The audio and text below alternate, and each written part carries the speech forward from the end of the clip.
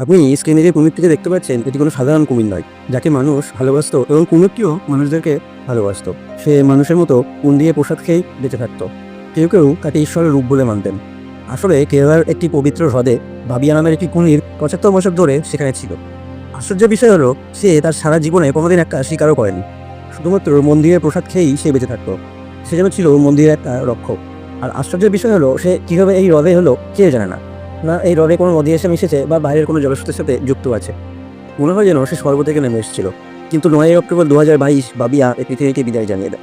কিন্তু এই অধ্যায় এখানে শেষ হয়ে যায়নি। ঠিক ১ বছর পরে ২০২৩ সালে সেই হ্রদে আবার একটি শান্ত একটা কুমির দেখা যায়। কিন্তু কেউ তাকে সেখানে আসতে দেখেনি। হয়ে যেন হঠাৎ করে সে এখানে চলে এসেছে। তখন মানুষের মনে একটাই প্রশ্ন, বাবিয়া কি তাহলে পুনর্জন্ম নিয়েছে? আসলে এই হ্রদ কখনোই খালি থাকে না। যখন একটি কুমির সেখান থেকে চলে যায়, আবার একটি কুমির নিজে থেকেই আবির্ভূত হয়ে যায়। এটা কোনো প্রথা নয়, এটা একটা চক্র যা জন্ম জন্মান্তর ধরে চলতে থাকবে। এই যে ভগবান বিষ্ণুর কৃপা, যা মানুষের বোঝার অনেক দূরে।